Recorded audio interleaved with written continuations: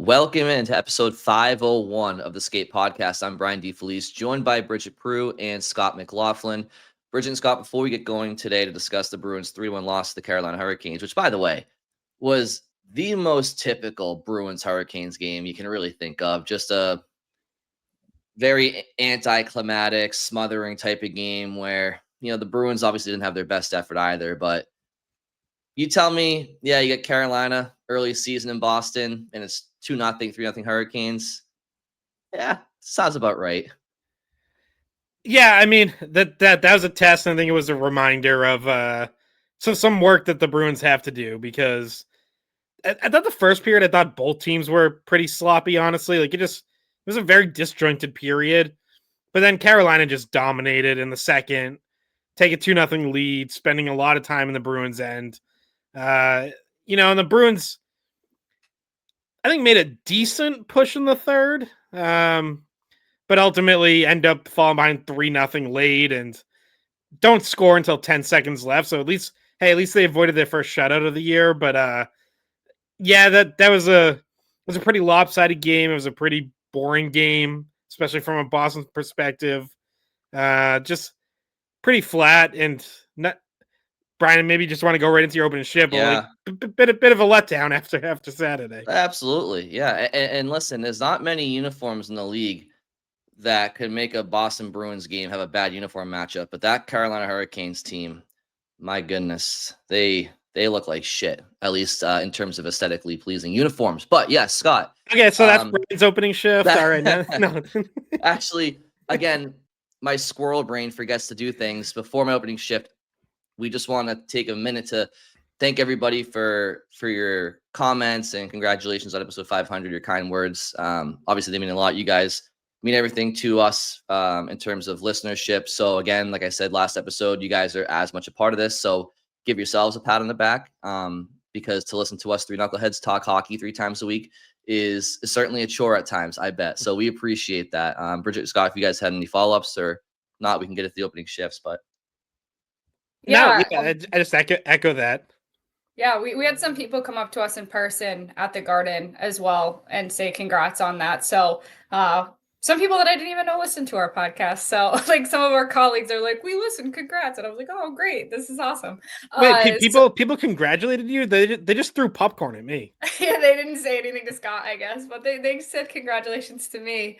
But yeah, thank you to everyone. And also a reminder that we're probably going to do a mailbag next week, right? So we should, if you want to, send in your mailbag questions. You can email them, comment them on our YouTube, or comment them on Twitter, to one of our posts. We normally look at that stuff and see it. Yeah, so. To Twitter, we're at the Skate Pod. Email is skatepod@weei.com. Yeah, I heard Yoki Haru said that he loved the pod recently. So that was nice to hear. He could take some constructive criticism. But I didn't get a chance to talk to Kuzi about it, but I know he's a fan. So he's a fan. We're all fans of him too. Mm-hmm. So yeah, Scott, you alluded to it. It was a bit of a letdown against the Hurricanes, an emotional letdown, so to speak, after the high that was that game in Montreal against the Canadiens, the rivalry back on, first place on the line, great game, entertaining game, well played game. And I don't like when analysts or fans make the whole, well, you're not going to compete every game. It's 1 of 82. I don't love that, but I understand it. And I think that's kind of what you saw last night. I think the key is to not let those games extend into losing streaks, right? Let them be one-offs more so than trends. So I'm certainly not going to come on here and crucify the team for not having a great game. It does happen. But I don't like to be just, well, it's 1 of 82 and then not talk about it. Like, we have to talk about what they did wrong, and we'll do just that. But to me, it just seemed like they weren't sharp, and they just weren't as invested as you would like to see coming home. And not only was it the fact that they just played in Montreal, a very high energy game, but you also see a West Coast trip on the horizon, and you kind of come back home in between those two. And it's kind of not a situational loss, because being at home certainly isn't a reason to lose a game ever. But you can see why in the world of scheduling, it could have been a letdown game. You like to see him overcome that. Unfortunately, they did not. Yeah, and so going into the game, part of me was thinking, well, maybe the fact that it's Carolina might actually help them get up for it, because Carolina is one of the best teams in the NHL. They have been for years. Like, you might not love the way that they play, and you might think they're boring. That was a whole storyline last year in the playoffs. But nonetheless, that's a team that's there every year. Near the top of the standings, bunch of Eastern Conference Finals appearances. Like, that is a bit of a measuring stick. The flip side is, if you're a little off, that's the kind of team that can just kill you and suffocate you.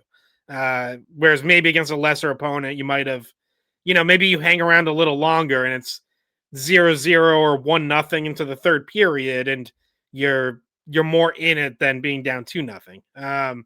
Well, the power play was as bad as it's been all year too, and obviously we can get to what the lineup was, which factors into it, because there was some different personnel on the units. We'll get to this when Scott. As I said, this goes right into my opening shift. Like, the Bruins are going to have to figure out how to play with this depleted lineup, and we got our first taste of it Monday. Obviously, that's a tough opponent, a tough situation for it. Now, you're going out on the West Coast, road trip, bonding. Like, now it's time to start to figure this out, because you might be getting Elias Lindholm back here in the next couple of games. He is traveling with the team on this road trip, so that's important. But Charlie McAvoy is out for the foreseeable future. He's not traveling on this road trip. We still don't have a definitive update, but Marco Sturm did say on Tuesday that one should be coming from the team either Tuesday or Wednesday.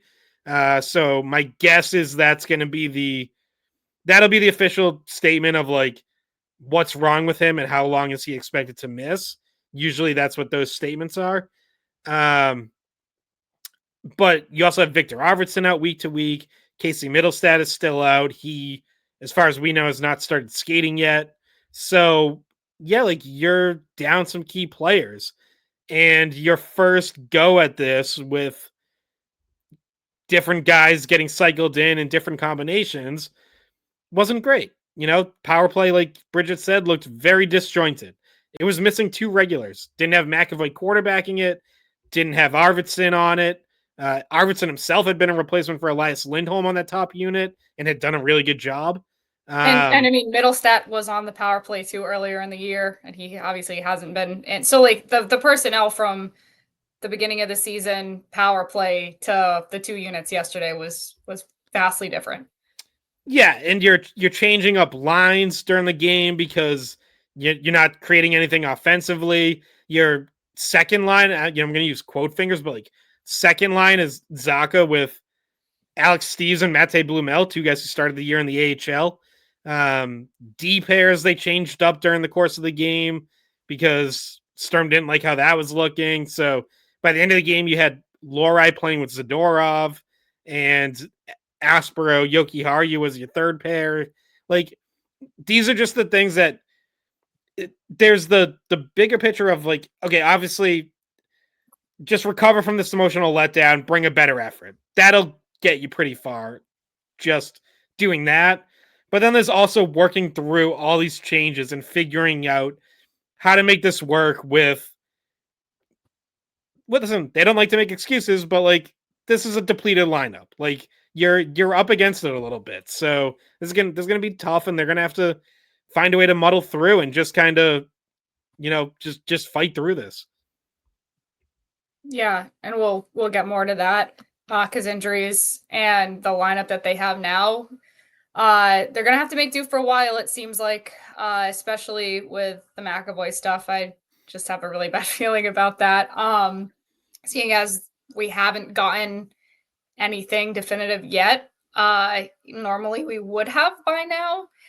So anyway, we'll get more into, the call-ups and what they can do and what the future looks like for them. But I want to talk about somebody who will not be in a Bruins uniform any longer, and that's Johnny Beecher.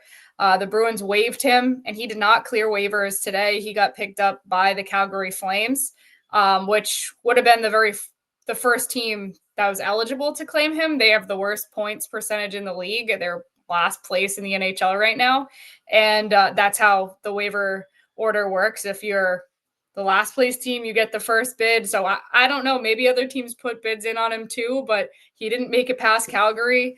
And so he's heading out there after playing 6 games in Boston this year, had a goal in his one memorable game of the season in a losing effort out on that West Coast trip during that 6-game losing streak. But yeah, guys, he gets waived, obviously, for the purpose of assignment to Providence, not going to end up with the Providence Bruins. And we were talking a little bit about it before the podcast too. Wanted to read some quotes about what Sturm had to say about Beecher and just how he felt. And so Sturm today, on putting Beecher on waivers, he said, "For me as a new coach, I gave him a new opportunity. And quite frankly, I thought he would be a little bit better, more effective. And I thought he wasn't.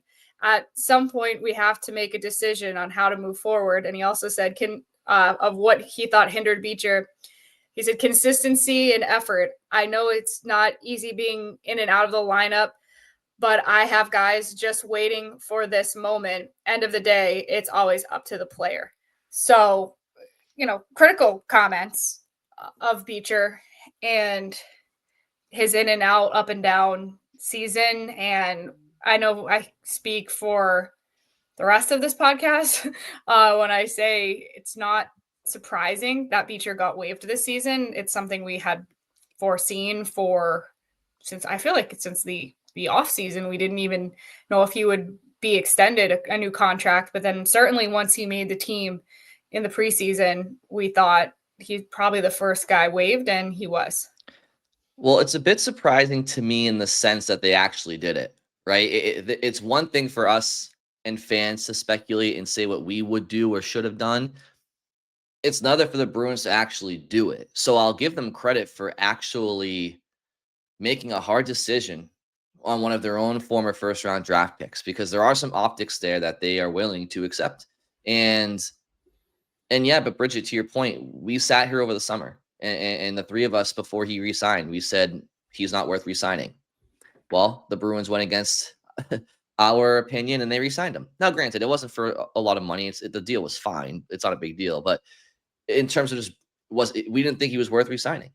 And then I would have waived him out of training camp. I didn't think he had a good camp. But the Bruins and others thought it was worth having him around as depth and whatnot, so fine. But we were a little bit surprised he made it out of camp. We were 50-50. We were like, they may waive him or they may keep him, because it's better to have him as an extra forward in the press box than somebody who you want to give minutes to down in Providence. So yes, Bridget, it's not surprising from a playing perspective and a usage perspective, but the fact that the organization actually did it, it's a little bit surprising to me. And I'm not too surprised he got claimed either. I do think that the difference between putting him on waivers now versus outside of after training camp is that now you're a month into the season and teams are starting to see where their depth is and where their needs are. And perhaps there are teams that are in more need of depth with injury issues as the season's got underway. So I can't speak to Calgary's injury issues. That may not be their reasoning, but I'm not surprised that somebody would have taken him as at minimum a depth player. Yeah, I mean, they gave him a 1-year prove-it deal. Like, I talked to Beecher over the summer about it, and he knew that's what it was. Like, he knew he's like, as a player, when you sign a 1-year deal and you look at other guys getting 2-3-year deals, like, you know what that means. It means like they're not totally sold and you have to prove yourself. And yeah, it looked like he was on the path towards getting cut in camp. Remember, he had a rough first preseason game, and then right around then, like right after that, they kind of split their training camp practices into 2 groups. Well, I mean, they were 2 groups, but like everyone had kind of been intermingled before that. Then they came out and had Group A was the NHL roster. It was all the regulars. Group B was like, oh, those are clearly the guys on the outside looking in. And he was in Group B. Now, to his credit, and this is where I ultimately was not all that surprised that he made the team, he bounced back. He responded. He had a couple good preseason games after that. He was good in practice. He worked his way back to that main group and then made the team. Now, a couple things have happened that have hurt him, and some of it has been clearly, in Sturm's mind, his fault. When you cite a player's consistency and effort, yeah, you're putting that on the player. So if assuming that is the case, and I think Sturm's not just talking about games there, but also probably practice habits, then yeah, then if that's the case, then Beecher really has no one to blame but himself. But a couple other things also happened. I think part of the reason you kept Beecher around was, and Sturm acknowledged this at the start of the season, they had to try some new forwards on the penalty kill. There were not a lot of proven, experienced penalty killers on this team. You know, Fraser Minton is a full-time NHLer for the first time. He's part of it. Tana Janot and Mark Kastelik have not done a lot of killing in the past. You're putting them on your PK. Well, turns out those guys have all been good on the PK. Mm-hmm. Your penalty kill is top 10 in the NHL. So Beecher has also been part of the PK when he's played, but he's only played 6 games. So by and large, he has not been a huge part of it. Those other guys have stepped up. And so something that would have been a question mark is now less of a question mark. You don't have to put Beecher in the lineup just to kill penalties. You have other guys who can do it. The other thing you'd always hear about Beecher is faceoffs, right? So if this team struggled on faceoffs, is that a way for him to get into the lineup? Well, the Bruins are the 6th best faceoff team in the NHL. And by the way, that's with Sean Kuraly still being well below his career average. He's at like 47%. He's usually over 50. So there's actually even room for improvement within this current group when it comes to faceoffs.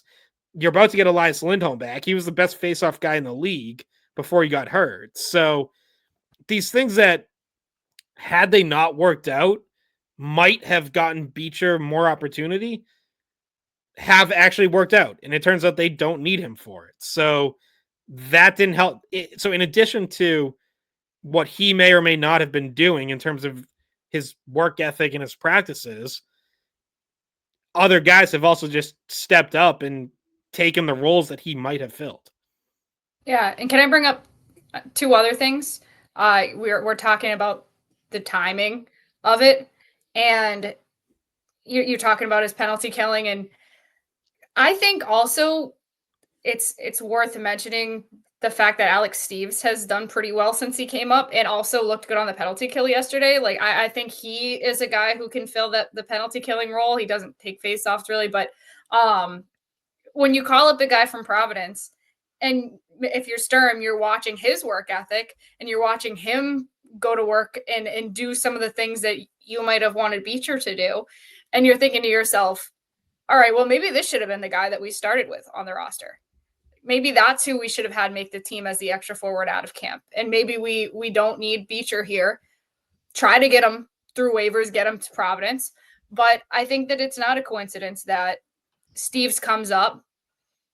We get a sample size of him for a few games, and then the light bulb goes off, and it's like, well, I think he fits better than Beecher. I think he can be versatile. I think he can help make up for. Think about the guys who are injured. Beecher doesn't really fit that second line role to go in for a middle stat or a Lindholm or an Arvidsson, but Steeves has been able to do that. So it's about having the people who can help you fill in for those injuries. And it just seemed like Beecher wasn't one of those guys that made sense to do that. Oh, you guys raise good points. You do raise good points. I do think, Scott, a lot of the reason why Beecher was kept around to start the year was because of the lack of proven ability from others that were going to be asked to do something that they hadn't really had much experience doing. And now that they've exemplified that they're doing it well, it makes Beecher more expendable. That said, Bridget, you bring up Alex Steves. I thought Steves was better in camp than Beecher was. And I even said, hey, have Steves be the extra forward. But listen, it wasn't a big enough argument to really get worked up over, right? The 14th forward. When it comes to Beecher, I'll just say this. The kid can skate like the wind. I've always said that. He's a really talented skater. And this is going to sound really harsh, but he's a waste of speed. Like, I understand that he historically can, kill penalties, which, by the way, it's probably one of the easiest things in hockey to do, is to be a penalty killer. Like, you got to get in shooting lanes, be positionally sound. You got to be willing to block shots, but it's not, no one's asking him to be a 25 goal scorer doing that. It's not that difficult. It's more of an effort thing. And yes, he's good in faceoffs, but I'll ask you guys this, and it's kind of rhetorical. It's very rhetorical, but did Johnny Beecher make plays happen? Did things happen when the puck was on his stick? They just didn't. And at a certain point, you could be good at faceoffs and then on the kill, and you could be a really good skater. But plays cannot continuously die in your stick and expect to not have what's happened over the last little while happen to him. That's the reality. He just doesn't make enough happen. Yeah, it like very occasionally you would, like that Colorado game earlier this year where he scored his only goal. He was taking some pucks to the net, and you could see him effectively using his speed to make things happen. It just didn't happen enough. And, this can probably transition to like a bigger conversation about Beecher and his development and drafting, because I've seen Bruins fans on Twitter, on social media, oh, great pick. Oh, another first round pick, wasted, blah, blah, blah. And it's like, the reason they drafted Beecher where they did was because he had size, skating, and was already at that age pretty responsible defensively. So you hoped the offense was going to come, and it just never did. Like, you can, if you want to blame the Bruins for that development, okay, but like, he spent 4 years at Michigan and it never came there. At some point, you just have to acknowledge, like, it just wasn't there. Multiple different places tried to get it out of him, and it just never came. He just wasn't a good enough offensive player. So no matter how much you might have been tempted by the speed or the size, sometimes it's just not offense there to pull out of a guy. And I feel like that was the case with Beecher. And as far as like having it be a bust or asset mismanagement or whatever, I gotta be honest, like I have a hard time with that. I think we've done this exercise before, but it's probably worth doing again now. Like, that 2019 draft just wasn't a good draft. You can't take great players when there aren't great players on the board. Like, I guess the one people would point to is Shane Pinto went 2 picks later. So, okay, yeah, sure. You'd rather have Shane Pinto than Johnny Beecher. He has clearly developed into a better NHL player for Ottawa. I pulled up some rankings just for the heck of it. So I found a consensus ranking that combined like 8 different outlets' rankings. Johnny Beecher came in this is going into the 2019 draft. So this is from that time. Johnny Beecher came in with an average ranking of 36. The Bruins took him at 30. So it's not like it was a crazy reach. Shane Pinto had an average ranking of 45. So he was like, this wasn't insane at the time to take Beecher over Pinto. Most rankings had Beecher ahead of Pinto. Most rankings had him as end of first round, early second round, exactly where he went. So again, like the guys who went all around Beecher at the end of that first round, really like the second half of the first round of that draft, it's a total wasteland. Like, I'm just going to run through pick 19 on in the 2019 draft. 19 to Ottawa, Lassie Thompson. Don't remember this guy. 20 to Winnipeg, Ville Heinola, 53 NHL games. 21 to Pittsburgh, Sam Poulin, 13 NHL games, never scored. 22 the Kings take Tobias Bjornfot. third pairing defenseman. Islanders go Simone Holmstrom, solid third liner. Predators take Philip Tomasino. He was just in Pittsburgh. He just got put on waivers Tuesday, a day after Beecher. 25 Capitals take Connor McMichael. There's a good one. That's a hit as far as late first round picks go. Calgary then goes Jacob Pelletier, fourth liner. Tampa takes Nolan Foote. Haven't heard anything about him for a long time. Carolina takes Ryan Suzuki. He's played 2 NHL games. Anaheim goes Braden Tracy. He's played 1 NHL game. And then the Bruins take Beecher. Like I said, it was a wasteland. It was just a bad draft. Like it happens. So there were plenty of draft picks to rip the Bruins for. I just have a hard time with that one. Like, it wasn't a crazy reach. There weren't a bunch of great players that went right after him. The board wasn't loaded at that point. It happens. Sometimes there's just not a lot to pick from. And they knew what they were trying to do. They knew they needed a center. They knew they needed to draft a center. They were very aware that he would probably at best be a third line center. So they're looking for a depth center that had size and had speed. He played at Michigan, like you mentioned, good school to develop at. And they just, I mean, I guess they really thought he would be kind of exactly who he is, but in terms of, big body, good at face-offs, can penalty kill, but we're just wishing and hoping that there was just a little bit more of either the grittiness side or the offensive side. Because if you look at some of the guys who beat him out for time on the fourth line, or I guess in the bottom 6 in general, because Kastelik's gone back and forth, but like Kastelik does his role. Like Kastelik is a tough guy. You don't want to go anywhere near Kastelik. Kastelik can take faceoffs. Kastelik can fight. Kastelik can penalty kill. He does all of that for you. And I think he just has those few little extra dimensions than someone like Beecher has. And so you could see what they're going for. And it wasn't a bad choice for what the fit needed to be. But it just didn't, Beecher's dimensions didn't develop necessarily in the way that somebody like Kastelik's did. Or name another, bottom 6 guy that has some of the same qualities, but bring a little bit more fire. Yeah, no, it's true, Bridget. And Scott, everything you said is true. So I don't want to gloss over that argument, and you make good points in terms of that argument. But Bridget, to piggyback on what you're talking about, you bring up Mark Kastelik. You know what else Mark Kastelik does that Johnny Beecher should be able to do at his size and age now is protect pucks better. I made the comment earlier about Beecher just never made enough plays and pucks would just die on his stick. I didn't say that Beecher needed to do a better job at finishing plays, right? I was never deceived to thinking that Beecher was going to be some scorer.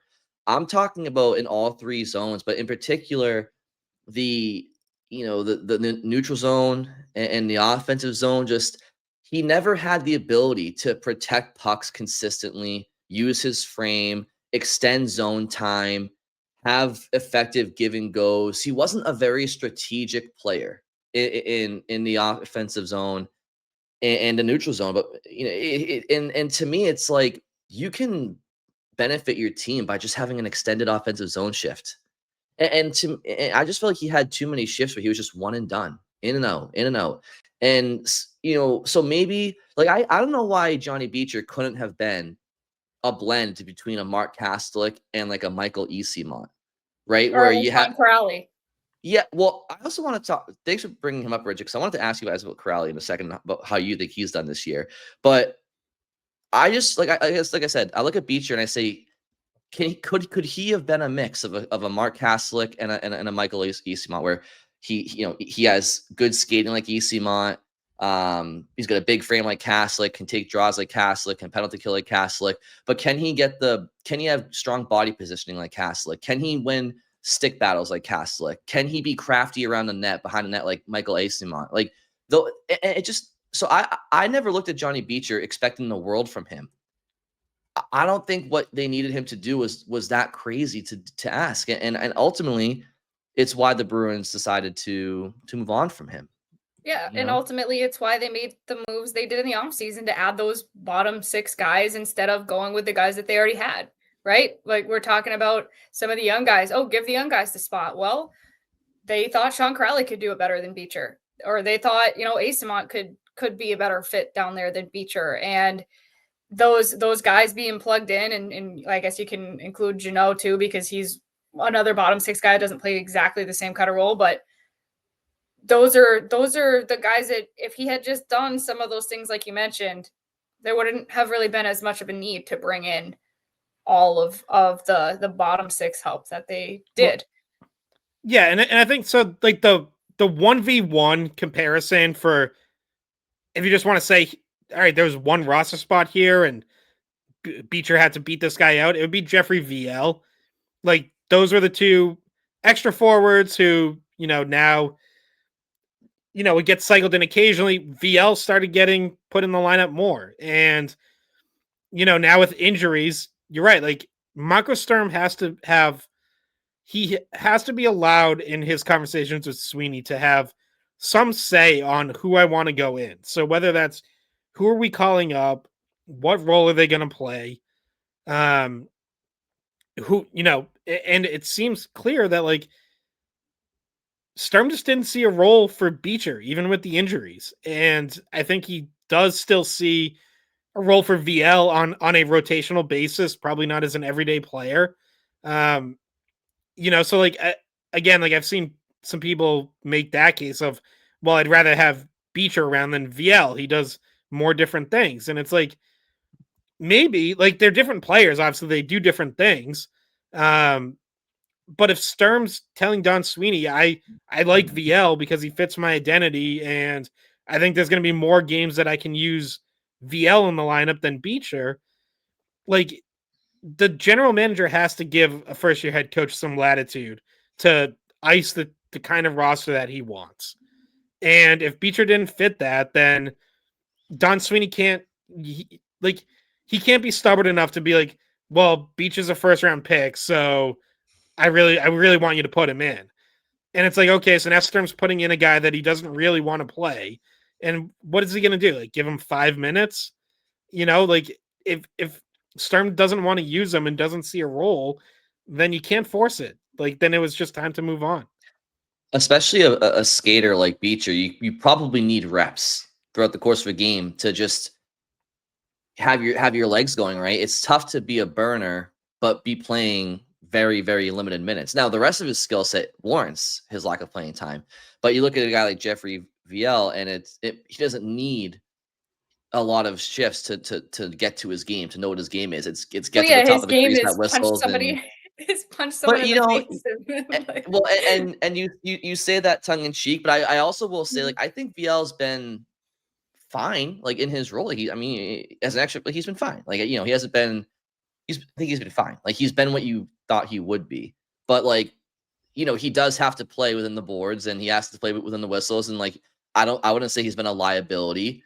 I wouldn't say he's been an offensive generator, obviously. But yeah, I just but I wanted to get you guys' opinion as well. And I don't want you guys to compare him to Beecher, but just generally speaking, AC Mont's been good, Jeannot's been good, Kaslick's been good. Okay, how would you guys assess Sean Kuraly through 21 games? And I know, I know he's a pro's pro. I know he's a great guy in the locker room, a good leader, and he does do little things well. And I think he's been fine. I don't think he's been bad. I think he's been fine. And I also know he had some personal issues with his family to start the season, and that's unfortunate. And life does happen with these players off the ice. So maybe that's a reasoning. There's some reasons behind his slower start. Has he brought what you expected, less than what you expected, more than what you expected through 21 games? I think he's done well. I mean, I'm like in person, his game is obviously more on the defensive side, right? He's a 200-foot guy. He's going to be the guy that you want out there.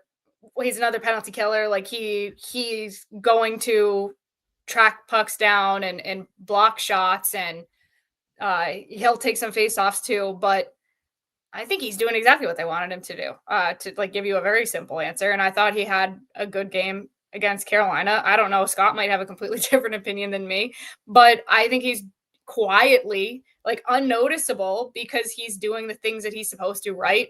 And those things aren't flashy things. So I don't know. I think he's done what he needed to, and he's fit in. Yeah, I would say fine to solid. I think he's been pretty much as advertised. I do want to see him start to win more faceoffs. Like that remains kind of a lingering issue, and like a bit of an odd one because he's always been good on faceoffs. I think you can tell he looks like a different player than the last time he was here, and one who's had to change his game. Like the foot speed isn't there the way that it used to be, and I think that was known coming in. Because like you do see times where you're like, oh, I feel like the Kuraly I remember from like 2017 gets to that pack, wins that foot race. He was Luis Mendoza. Yeah, he was a big bodied burner back then, but the league has changed in 8 years or 7 years. Yeah, the league's gotten faster. He's gotten older and slower, so like he's had to adjust. So I think there are times where there are definitely plays where I'm like, oh, he looked slow there. But I think he's adapted his game to still remain pretty effective in his role. And Bridget's right. Like he's been good in the D zone.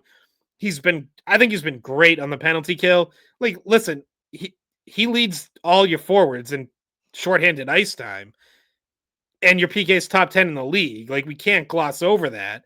And Brian, I know it, like you said, I know you're not trying to completely diminish penalty killing when you say it's like the easiest job an NHL can have. It's among them. There's some truth to that, but like I also don't want to not give a guy credit when he's good at it. Like no. Kuraly's good at it, and he's a big part of it. Those 5-on-3 kills up in Montreal, he was out there for like almost all of them.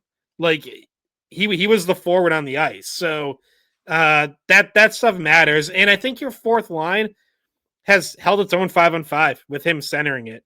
Like all like the advanced stats are head above water. Like 53% Corsi, out shooting opponents 106-81 with Kuraly on the ice 5-on-5. Positive goal differential, 50% exactly even expected goals. So it's like, yeah, I'm good with that. Could there maybe be more there? Sure, but I really don't have any complaints about his play. Yeah. No, and just for further context, like the penalty killing comment I make is more so in terms of keeping a guy on an NHL roster when he doesn't really do much of anything else. And I wouldn't say Beecher was like a excellent penalty. He's an average penalty killer. And, I think certain players penalty kill top stars oftentimes aren't going to penalty kill because you don't want them getting hurt blocking shots, especially forwards, right? So you have a select group of players that you're even going to consider in the first place. And then it comes down to, all right, I'm going to have to eat some shots, have some good reads, get into shooting lanes, have good stick positioning, all things that are coachable. That's all I meant by that. But I would agree with everything you guys have said regarding Kuraly. When I watch him, I feel like I'm watching the Sean Kuraly that was in Boston for his first time around, but just with the speed turned down a little bit. And you hit it, Scott. It's because he's gotten older as the league's gotten younger and faster. And so I do think that if he's adjusted to that, to stay effective, he deserves credit. But I just thought it was an interesting question to bring up, because you see Beecher, who people expected in that spot before some of these offseason signings, and he gets waived. So, okay, so how are the guys that are doing that are here? Kaslick's been fucking great. Jeannot's been very sound. I've liked Jeannot's game a lot for all things considered. And we talked about last episode how both of those guys are on pace point wise be 37 points for Jeannot, I think it was, and Michael Easimont, and then 33 for Kaslick. So yeah, but speaking of these character role players, Marco Sturm wasn't shy about calling them out either last night after last night's game, saying that's a game you might need your depth guys to come through because their top guys won't be doing it every night, which I found interesting because I wouldn't say that it's been the top guys every night at this point in the season. I feel like everybody has been pulling on the rope, obviously really being pulled on by Pasternak, but everybody's been pulling too so far. So hold everybody accountable every game. I love it. I was surprised to hear that a little bit when the whole team was down. But hey, Yeah, go was off, that the coach. Scott, was that the answer to my question that I asked about Blumel and Tufty? Because I asked him about, he gave not like a very specific answer. I asked like, what'd you see good and the bad from the two guys that got called up? And he kind of went on to like, he wanted the depth to be better and that they were included in that. So yeah, I guess he was calling out the guys that he didn't name because he named Hampus Lindholm, Pasternak. Did he name Zaka? But he's calling for the other guys. And meanwhile, it was Tufty who got the one goal there at the very end of the game in his first game of the season in Boston. And he's a tough guy that he had earned the call up, right? He's Providence's leading goal scorer. He told us he got most of those goals in front of the net, doing exactly what he did to score against Carolina. So at least I know it comes late, came in the final minute of the game, but at least you see the life from him and the fight from him to want to stay and keep that spot. And you see also what he might be able to do. And then you put both him and Blumel on different power play units. And so they come right in, and Steve's is on one too. So it's like they come right in and they're trying to fill shoes that are big shoes to fill with Elias Lindholm and Middlestad and Arvidsson out. Yeah, I do want to touch on the power play, but just before we get past it. So I think what Sturm's doing with that comment is like, yes, calling out the depth and saying, hey, sometimes you're going to have to pick up the top guys. Also acknowledging within there that maybe this was a down game for the top guys, which I think it was. And like, you don't have to freak out about that, right? Like, I didn't think Pasternak had a very good game against Carolina. I didn't think Morgan Geekie had a very good game against Carolina. It happens. Pasternak was awesome in Montreal on Saturday. So, and has been awesome most of the year. Geekie's been awesome most of the year. So, like, I'm not going to get worked up over it, but, with a bit of a banged up lineup and trying to incorporate some new faces, like, your top guys are going to have to be there far more often than not and lead the way and be your best players. So, so on some of the new guys coming in, I don't know how you guys felt. I thought with Blumel, I saw some of the things that started to concern me towards the end of preseason, which was, and I think I said it on here at the time, like there were plays where he just looked half a step too slow for the NHL. And now Carolina's a tough first game. I acknowledge that. That is legitimately one of the fastest teams in the NHL and one of the like highest pressure teams in terms of how quickly they close on a puck carrier. They're a good checking team. Good checking team. Yeah, definitely. But Blumel got caught waiting, a second too long a few times. Made some mistakes on the power play, ended up getting dropped off the top power play unit by the end of the game. So that experiment didn't last very long. We'll see if Sturm goes back to it. But yeah, I think, if he's going to stick around, like you're going to need more from him. We've seen more from Steve's because he's been up here longer. So I'm not saying like send Blumel right back down. Like, no, give him more opportunity. Let's, give this more than one game. But saw some of the things in that first outing that I was like, these were kind of my concerns with him a month ago too. Well, Scott, correct me if I'm wrong. We know who traveled, right? Like the plane is taken off and Blumel was in like one of the videos the Bruins posted. So like he's not going anywhere. He just to clarify, he is going somewhere. He's going on the road trip. So like he's staying in Boston or with Boston for at least the beginning of this road trip because he traveled and I believe Tufty traveled as well. So like those guys aren't going immediately back down because nobody has come back. And we talked about this a little bit. Elias Lindholm did make the trip and could return at some point in the next week during the trip. So maybe one of those guys gets sent down.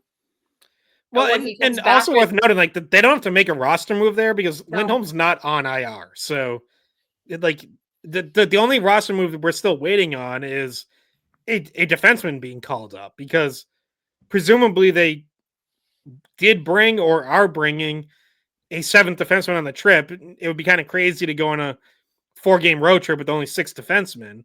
Yeah, they'll have to have But a we And just why they haven't waived- heard who that is yet. Isn't that why they waived Beecher in the first place? Was to open up another spot for a defenseman?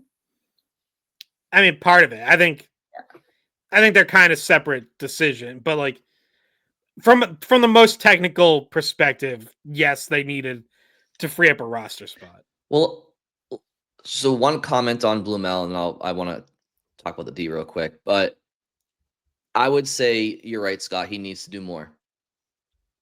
I would also say I'm in favor of them not just sending him back down after one game. I think this West Coast trip could be an opportunity on the road, not with the pressure of being in front of the home fans for your first game of the year. If he even felt that, I doubt he did, but you never know. Anaheim can be a run and gun team.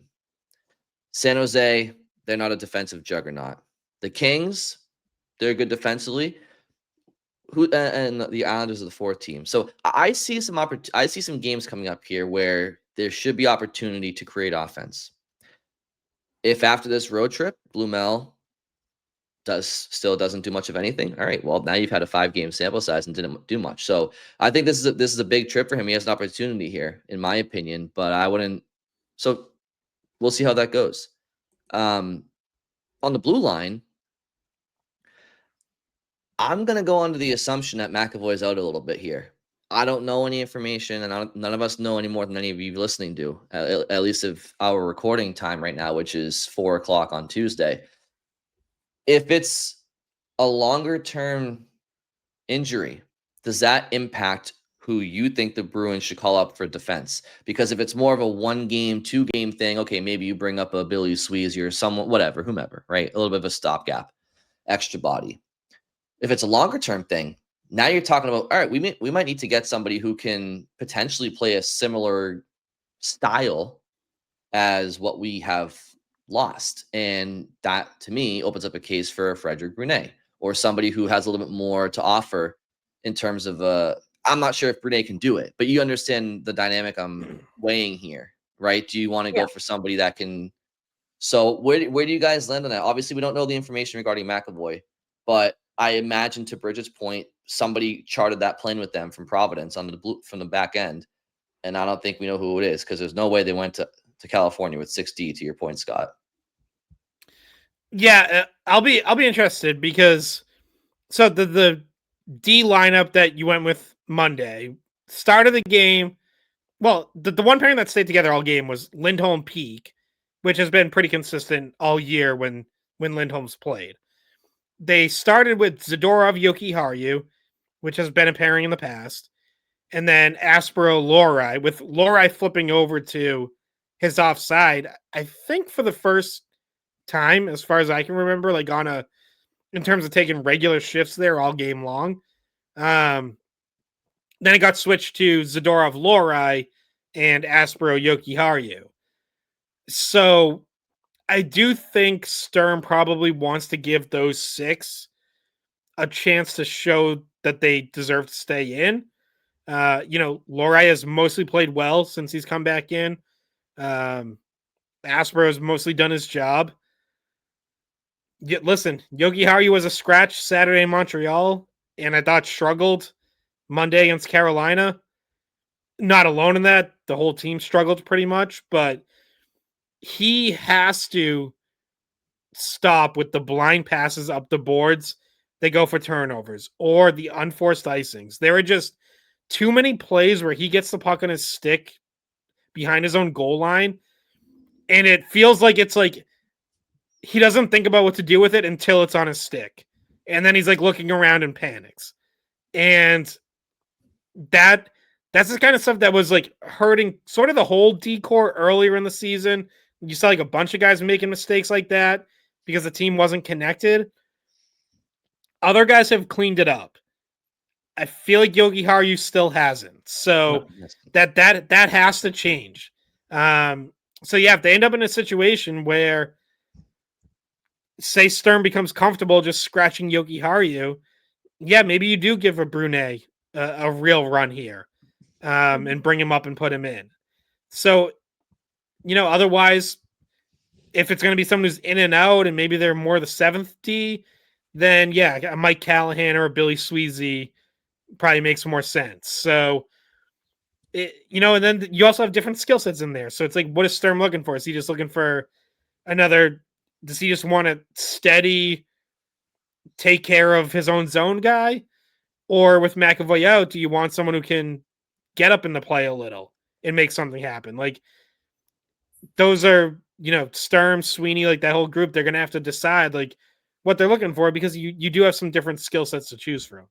And Jordan Harris is still out as well, lest we forget. Yeah. And he's out longer Jordan term. Harris is still rolling around on his scooter.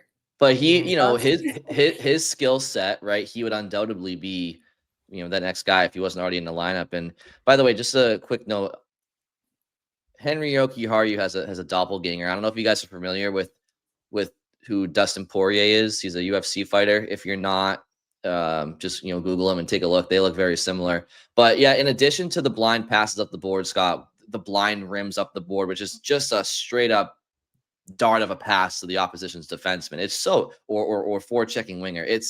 It blows my mind. It's like, Henry, don't you understand that you might as well just shoot the puck on your own goal yourself? Like, it's like, go play offense for a shift. Why not? Like, go play forward. I mean, you're pretty much helping their offensive rhythm. It's that's not a defensive play. But something else too, it's the second time this year. Now the game's already 2-0 with a few minutes left, so whatever. But second time this year, he's just allowed an opposing forward to just skate right to the net.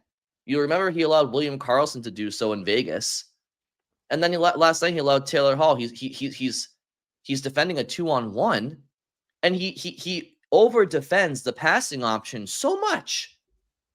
Hey, you want to take away the pass? There's ways to do it, but you overcommit. That was also Zadorov's fault, though. Well, Zadorov gets beat in the neutral zone, but yeah, I mean, to Brian's properly. Right. Like, if Taylor Hall comes in there and beats Swayman short side, or even just beats him with a shot from low right circle, all right, that's, hey, good shot, or maybe Swayman should have made a save. But yeah, as the only defenseman, you can't let him cut across the crease. Like, you can't give him that path to come all the ways across to the other post. Just straight up overcommitted. Listen, like I said, it was already 2-0. A few minutes left. The Bruins probably weren't coming back anyway.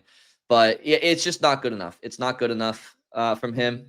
And I think Marco Sturm has showed he's not afraid to play who he wants to play and bench who he wants to bench. He's not playing favorites here. So, it's a tough stretch coming up for the Bruins here. We talked about it off the top. It was Scott's opening shift, but you got 5 games, I believe, 4 games until Thanksgiving, right? You're 12-9, I believe. So you can go one of two ways here, right? You can either get a little bit of a cushion, right? Maybe go to 14-11, 15-10. Who knows? Maybe 14, 10-1, or you can let these games slip away, let the injury bug catch up to you, and now you get American Thanksgiving, and you're back in the 500 pack. And I'm pretty sure that Tampa Bay and Florida, I don't think they're going to be down at the bottom of the Atlantic for very long. Toronto might be, but you don't want to give teams too much time here to get their game going. You want to take advantage of what so far has been a wide open and, quite frankly, unimpressive Eastern Conference. I mean, the Bruins are atop the Atlantic Division right now, I think, with a 0 goal differential, and it's the best goal differential in the division. So don't let this Bruins roster, they can't afford to give teams too much time here. So it's a big stretch, and they got to do it and bear it down, because they got some good teams coming up. Anaheim beat you already this year. They're one of the best teams in the Western Conference so far. We know the Kings are also atop the Pacific Division. San Jose, they got some work to do, but they got some young, exciting forwards, and they're capable of rattling off a win against you. And we saw the Bruins play the Islanders twice this year, pretty tight game. So this is a pretty big stretch here this next week for them. Yeah, and can I just say I didn't have a chance to weigh in on the defenseman thing, the call up, but I was going back and checking some of the Providence reporters and to see if they had mentioned that anybody missed practice. And Mark Dibber said all healthy Providence defensemen were on the ice this morning, but like there was a little bit of time, if necessary, for somebody to drive speed up the highway and get on that flight. So maybe all of them took practice in Providence this morning. That's a fact. But maybe someone got out of there and drove. Or what if they're just keeping the six that they have? Is there a world that happens, guys? For me to believe that. No, you got to have an extra body on the road. I think because they ruled out McAvoy for the road trip, right? We do know that much. Yeah, I mean, he didn't travel. Is Jay Leach going to put on the pads if they go down to defenseman? What are they going to do? Yeah, no, you gotta have someone, especially West Coast. Like, you can't. I mean, even like, what if someone gets sick like that day? Yeah, day of, like you're flying someone out to the West Coast, an hour before the game. Like, no, so someone has to be out there. I would also mention Victor Soderstrom as an option too. I don't know if we brought him up at all, but I know like I wasn't impressed with him in the preseason, but I think the reports out of Providence have been pretty positive about his play down there. So maybe it just took him a while to get going. All right. So what are you guys looking forward to in these next coming days here before we sign out? Do you have any final takes, final things you're looking for? Obviously, we want to hear the McAvoy updates. Does Elias Lindholm get back? I got a question for you guys. Let's say Elias Lindholm goes back into the lineup. Okay. Are you going to put him right back with Pasternak and Geeky? Or are you going to keep Husnudinov with those guys and then maybe give Zacha some help on the second line so that he's not playing with Steves and Blumel? Move Zacha to the wing, move Lindholm to the wing. How do you guys look at this right now if Lindholm comes back at some point in this road trip? Could go back to the line they had the game before he got hurt, or the game that he got hurt, which was Husnudinov, Lindholm, Pasternak. Right. Mm-hmm. I could see that because it does feel like of the guys playing center now, it does feel like Husnudinov would be the natural one to bump out to wing. And then maybe if you put Geeky with Zacha, that gives Zacha a little bit more to work with because right now he does have two guys who are just in the AHL. And it keeps him in the middle where he's been playing well. Yeah. So that would make sense to me. I guess you could also put Husnudinov with Zacha, or like you said, Brian, like maybe it's Zacha bumps out to the wing, Lindholm centers him. But I think I kind of like Bridget's option. Like, try that line that you had just before Lindholm got hurt, and while at the same time give Zacha a little bit more to work with. Now, this is really looking forward, and maybe it's a question for another podcast, and I'm sure it is, so forgive me for overstepping here. But what about the conundrum they may have in the top six when Middlestad comes back? Because Minton, now granted, we don't know when that is. It could be a month now. I don't know when that is. It could be 2 months now. So maybe it's not even a conversation for anytime soon. But hypothetically, let's stick with the hypothetical. We've all liked Minton between Kaslik and Jeannot, or that trio on the third line. Like, Husnudinov has looked well in the top six, but you would imagine that. Well, I guess Arvidsson's out now too, so there's just so many injuries where it would just figure itself out. Yeah, that's the thing. It's like I know it's like it sounds lazy, but it's like a lot of times these things just sort themselves out because it's the NHL and injuries happen, and especially in a year with such a compact schedule. Like, listen, if this team eventually gets to the point where everyone's healthy and they have 14 forwards playing well and 8 guys who have done well in a top 6 role, then like you are just rolling. You're in great shape at that point. Like, you will welcome that problem, but the reality is they're probably never going to have to answer that because there's always going to be someone hurt. There's always going to be someone who struggles. So, yeah, we'll cross that bridge when or if we get there. But for now, the Lindholm conversation is definitely worth having because that he could be back as soon as the next game or two. Yeah, that's more imminent. Okay. Bridget, do you have any final thoughts? These are going to be some late ones. 10:30 on Friday? Like, what the hell? What are we doing? Hey, they're getting them out of the way early, right? This will be their second trip out west. Although their first trip was mountain time, right? It was so that they're still going to have one more. They'll still have Western Canada big Northwest trip. Is it me or is there an extra West Coast trip than it used to be? I feel like it used to be California, Western Canada, and then I feel like there used to be games in Dallas 8 o'clock. It wasn't that bad. Colorado 8 o'clock. But yeah. Well, Utah, there kind of is because obviously you're going on a decade now, but Seattle and Vegas, it's two new Western teams you didn't have before. All right. Anyway, Scott, you're good. I'm all good. Bridget, you're good? I think so, yeah. Thank you all very much for listening. Enjoy Bruins Ducks late on Wednesday, and we will be back here Thursday to talk about that.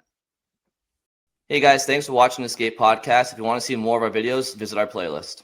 Not in front of a screen? You can listen to us on Spotify, Apple Podcasts, or wherever you get your podcasts. Don't forget to follow us on social media. And if you enjoyed this video, please don't forget to give us a thumbs up, subscribe to our channel, and leave a comment.